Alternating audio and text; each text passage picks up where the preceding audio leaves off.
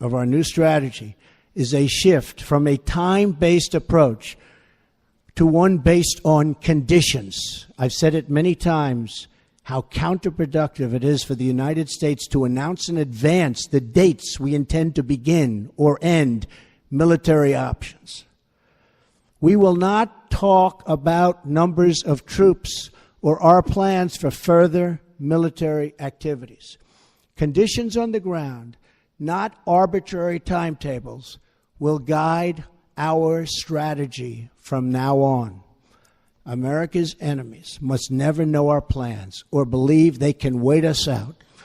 I will not say when we are going to attack, but attack we will. Another fundamental pillar of our new strategy is the integration of all instruments of American power, diplomatic, economic, and military, toward a successful outcome. All right, that's Donald Trump from last night. To me, it's a lot of common sense. The strategy that has been over there has not been wildly successful, to say the least. Now, the mother of all bombs that was dropped, that was exciting. That actually reaped benefits. So just, simply throwing more troops in is not enough. The strategy has to change. And it's an 18-year war. That's a long, long time. So what are people saying?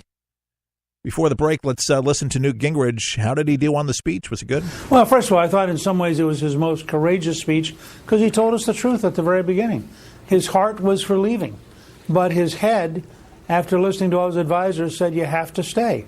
And as president, ultimately, I think you have to allow your head to tell you what reality is, and you have to rely on people like General Mattis or General Kelly or General McMaster, and that's what he did. And I think he put together his national security team along with Secretary Tillerson, and they said to him unanimously, pulling out would be a disaster. And so he had to go through a long process of saying, fine, show me a way of staying in that makes sense. And I think this is a step in the right direction.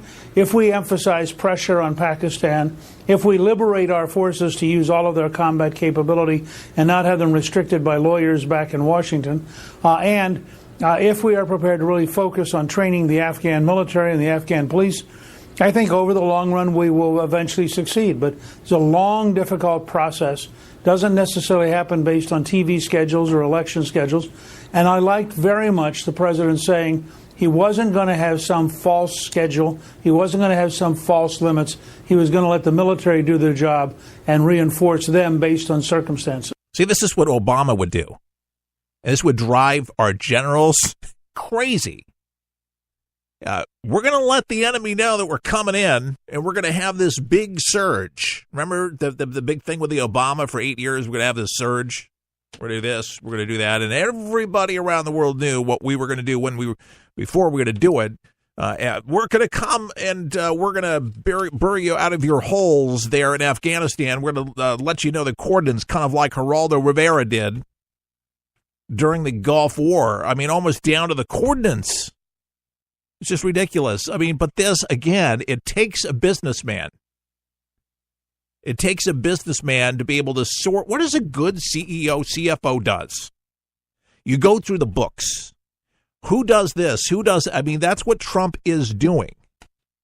What have we done? And Mike Pence this morning on Fox News Channel was great, said that he was so proud to study the president, watch the president in action, to be able to really ask thoughtful questions, to be able to understand everything that's happened so far, and taking their advice. Imagine that. Obama didn't listen to it. He made up his deal, lead from behind, and really we're over here, and let's just maintain it, make sure that our troops have plenty of food, and, if we find a few people here and there, but we don't want to engage much. And they really didn't engage the enemy much. They didn't want to really inflame anymore. Just we're over there. So just it was weird diplomacy, to say the least. But you can rest assured, I am a big believer that this strategy just like the mother of all bombs that was dropped. That was a hell of a bomb, that we're going to see some results over there. And it'll be a beautiful thing. Byron York from The New Yorker and a Fox News contributor.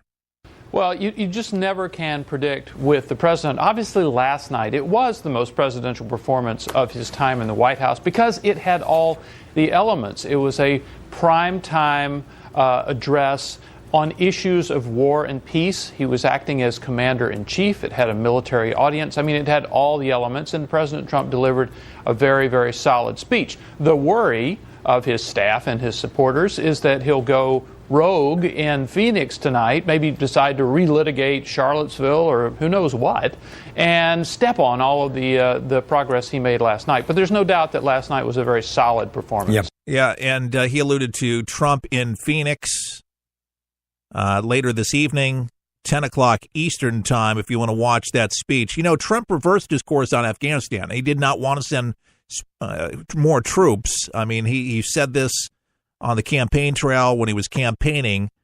But John McCain talking about it, saying that Trump reversed course on Afghanistan, saying that in his speech that withdrawing U.S. forces from Afghanistan would create a vacuum that would be filled by terrorists. The president denounced arbitrarily timetables. It wouldn't commit to sending more troops, but he's expected to approve a Pentagon recommendation sending an additional 4,000 troops. So what did McCain say in a statement? He said, for the last 16 years, we have flattered. We have faltered. It has not worked out. And he goes on to say, now we must keep up the right levels of effort in the right places with the right authorities and resources together with our allies, our partners, and see this conflict through to success. To do this, the president must conduct himself as a wartime commander-in-chief. He must speak regularly to the American people and to those waging this war on their behalf about why we are fighting, why the additional sacrifices are worth it, and how we will succeed. This is John McCain. You know, he's critical of this president. Lindsey Graham and so many others on the right saying this was terrific. Ron DeSantis. I mean, the list goes on. Not to mention the left. Not a whole lot of critique there on the left thus far on this, but I'm sure somebody will have to say something to denounce it. The second half of the speech will be coming up. We were going to visit Chuck, by the way, this past weekend, but he was a little under the weather and said, yeah, don't make it. He wasn't feeling well. So we'll keep you updated when we present the iPad to him. Yeah, we purchased it, and looking forward to presenting it. So for all of you who have stepped up and did amazing things, no matter how much you gave, it made a difference, and I cannot wait to present this to him. I know it'll change his life in his world there in the nursing home. He's Signature Healthcare. If you'd like to put a postcard in the mail, just send a postcard to Chuck. It would cheer him up. He'd like that. Signature Healthcare, nursing home there in Gainesville, Florida. For the People will continue part 2 of Trump's speech from last night. We'll help you survive this thing called life. We're for the people, for the people, for the people, for the people is there. It's unlike anything you've ever been through in your life, man. I was driving. This kid threw a grenade at us and went right over our vehicle. It was 12 years old. The shockwave went through my head, rattled up my brain, and left. Danger is around you 360 degrees at all times, and you can't unlearn that. It's impossible to describe the sacrifices these men and women have made to protect our freedoms. And the job of rebuilding their lives is massive and growing every day. Many will need the programs offered by the Wounded Warrior Project for years to come. I didn't know what PTSD was. All I knew is I was having nightmares. And when I got released, my reintegration was go check in at the VA, man. My first coping mechanism was use drugs. Just numb it, don't feel anything. I was angry. I'm trying to pull myself out of that right now. Your gift today of $19 per month will honor and empower these veterans so they can aid and assist each other. The Wounded Warrior Project is a life raft. I can say this without question that I wouldn't be here today if it weren't for it. Wounded Warrior Project is the first step, getting back out into the world and reforming yourself outside of the service. Call or go online with a pledge of $19 a month. You'll receive this Wounded Warrior Project blanket, and your gift will provide critically needed programs that rebuild lives. That was my first feeling of actually being a part of something bigger than myself again. Well, I lost a few really close friends overseas, and if I quit, I'm going to let them down, and I'm not about to do that. I'm learning to face my fears head on. To trust and see what happens at the end. It's a long process, but I had the drive and desire. Please, call or go online with your gift right now. For the People has a special opportunity for you. If you own a business and want to gain a national audience that is loyal and will do business with you, imagine being able to get your product and or service into the hands of tens of thousands of people each week. Sponsorship opportunities are now available at rates you can afford. Finally, the show you love with your business supporting what we do in partnership. Start running your commercials today. To contact us, go to forthepeopleshow.com. That's forthepeopleshow.com. For the People is there. Get ready, get set for 123 Ready TV, the brand new app that everyone's talking about for your PC or Android device that allows you access to most every movie or TV show ever made. Sound incredible? Well, it is, because once you pay $19.99, that's all you pay. Just the movies and TV shows you like without the hassle. The internet streams everything already. What 123 Ready does is it finds them, then delivers them directly to you, commercial-free. There's nothing quite like it, and it's available now at forthepeopleshow.com. That's forthepeopleshow.com. And before you buy 123 Ready TV, watch the video and see how simple it is to start watching all those movies and TV shows. If you like movies and TV shows, but don't enjoy paying for all of them, no problem. Just pay $19.99 and start enjoying countless titles and entertaining TV better than anyone. Get your 123 Ready TV for $19.99 at forthepeopleshow.com. Just click on the store page. Some things in life need a little attention. Like a plant. If not watered, it begins to turn brown. But if watered properly, its leaves turn green again.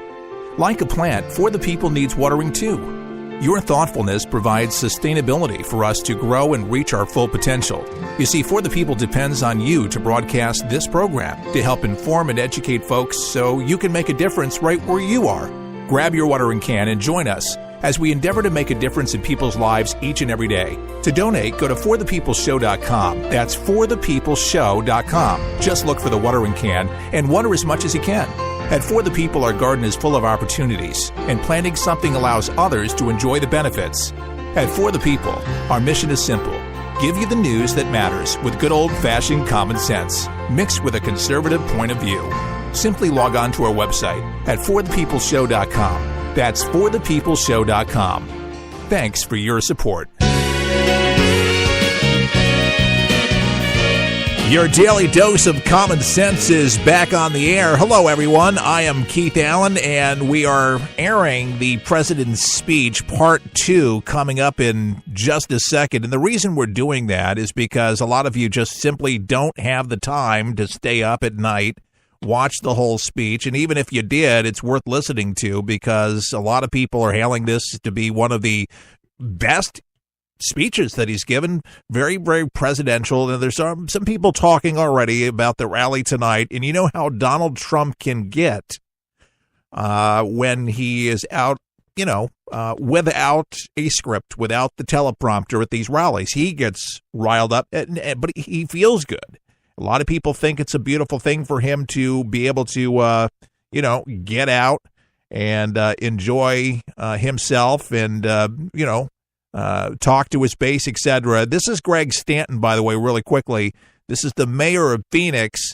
He's hoping that there's nobody planted. Well, he didn't say that, but that's what I'm going to say. At the Trump rallies, because we know that Trump rallies are peaceful. We're hoping that nobody from the alt-left is planting anybody in there, but this is what the mayor had to say about tonight. To those attending the rally and to those outside, we want to give you every opportunity to express your First Amendment rights, no matter what your opinion happens to be. However, as mayor of the city of Phoenix, I am expecting you to be civil, respectful,